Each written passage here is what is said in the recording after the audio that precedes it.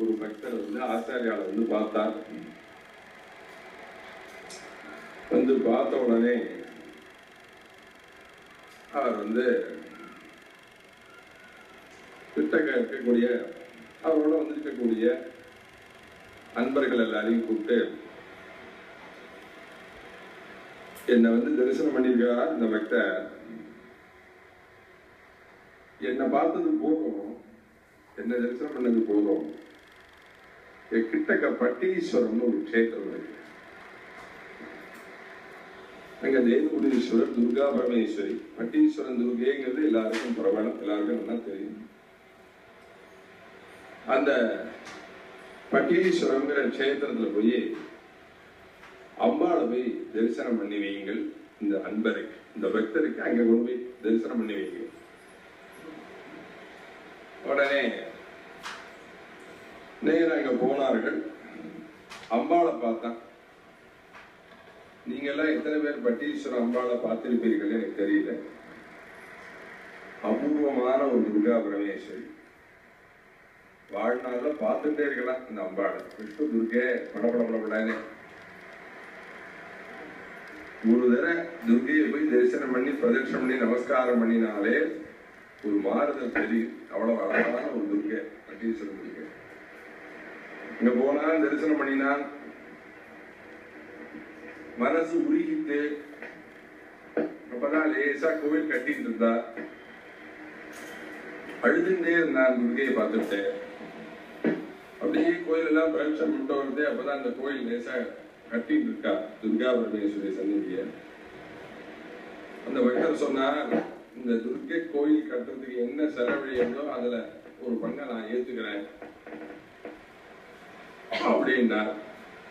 ரொம்ப சந்தோஷம் தான் எல்லாரும் பக்தர்கள். அங்கேருந்து திரும்பி நேரம் கும்பகோணம் வந்து ஆச்சாரியால இருந்து தரிசனம் பண்ணார். என்ன ஆச்சாரியால், நீங்க படத்துல எல்லாம் பார்க்கல, இது மாதிரி சர்வசாதாரணமா உட்கார்ந்துங்க, அடியாருக்கும் அடியேன்னு இருப்பவர்.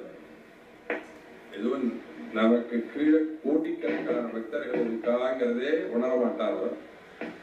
தன்னை ஏதோ சர்வசாதாரண, ரொம்ப நாளைக்கு நான் ஒரு பிச்சைக்காரன்னு சொல்லிட்டு இருந்தேன், நான் வெறும் சாதாரண எந்த ஒன்றும் இல்லை அப்படின்னு சொல்லிட்டு இருப்பேன்.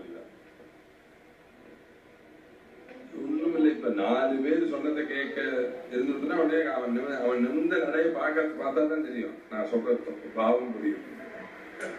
இன்னும் உலகத்தையே அவன் கையில வளைச்சு விட்டாலான்னு ஒரு எண்ணம் இருக்கு ஜனங்களுக்கு.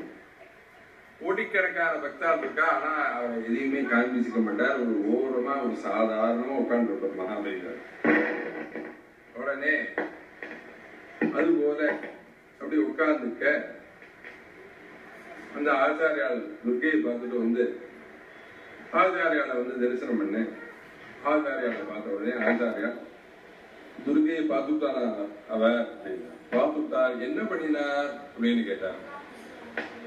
ரொம்ப அழுதார். துர்கையை பார்த்த உடனே பக்தி மேலிட்டது, ஒரே தெரியா அழுதார். அப்படியா, சரி என்ன பார்த்து போறோம், துர்கையை பார்த்தது போறோம், நாளைக்கு வைத்தீஸ்வரன் போய் நாடி ஜோசியக்காரன் ஆயிடுச்சு போங்க. வைத்தீஸ்வரன் கோயில்ல நாடி ஜோசியக்காரன் ஆயிடுச்சு போங்க. அந்த காலத்துல யதார்த்தமா சொன்ன காலம். இப்ப நான் கதை கேட்ட உடனே உங்களுக்கும் உடனே நாளைக்கு வைத்தீஸ்வரன் கோயில் போகணும்னு தோணும் அப்படின்னு நினைச்சுதாங்க. அப்ப ரொம்ப கிளாரிட்டியா குவாலிட்டியா இருந்தது. உடனே அங்க போனா அவன் ஏதோ காண்டமா படிப்பான். இப்ப இருந்தது, அப்படி இருந்தது, போன ஜென்மா இருந்தது, அதுக்கு முந்தின ஜென்மா இருந்தது, எல்லாம் அப்படி படிப்பான் இல்லையா. பேர்லாம் சொல்றான். இன்னும் போனது இல்ல. ஆசாராலே அமைச்சிருக்கார் நாடி ஜோசியத்துக்கு அழைச்சின்னு போவேன். நாடி ஜோசியத்துக்கு அழைச்சின்னு போயிட்டார்.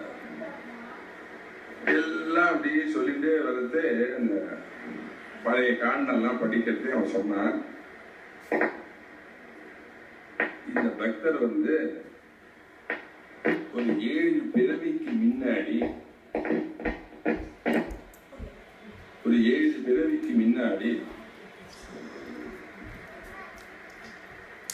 ஒரு கோயில் கட்டினார், ஒரு அம்பாள் கோயில் கட்டினார்.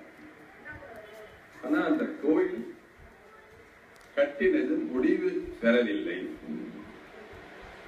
ஆரம்பிச்சா நின்று போயிடுது, கட்டி முடியல அப்படின்னு சொல்லிட்டாங்க காண்டத்துல. அதெல்லாம் சொல்லி முடிஞ்சு அப்புறம் வருங்காலம் போங்காலம் எல்லாத்தையும் சொல்லி பூர்த்தி பண்ணி அவனுக்கு கொடுக்க வேண்டிய சம்பாவனை கொடுத்துட்டு நேரம் அங்கேயிருந்து வைத்தீஸ்வரன் கிளம்பி கும்பகோணம் வந்துட்டான். ஆச்சாரியால் வந்து பார்த்தேன். அப்ப ஆச்சாரியால் பூஜை முடிஞ்சு உள்ள படுத்துக்க போயிட்டார். மறுநா காலத்தால ஸ்நானம் பண்ணிட்டு பூஜை முடிஞ்சு வந்த உடனே என்ன நீதி போனியா வைத்தீஸ்வரன் கோவில் அப்படின்னா, எல்லாம் படிச்சானா, என்னென்ன சொன்னான் அது சொல்லும் அப்படின்னா, இல்ல ஒரு 7-8 பிறவி முன்னாடி ஒரு அம்பாள் கோவில் கட்டினா அது முடிவு பெறல அப்படின்லாம் சொன்னான் அப்படின்னு உடனே கிட்டக்க அன்பர்களெல்லாம் பார்த்து ஆச்சாரியா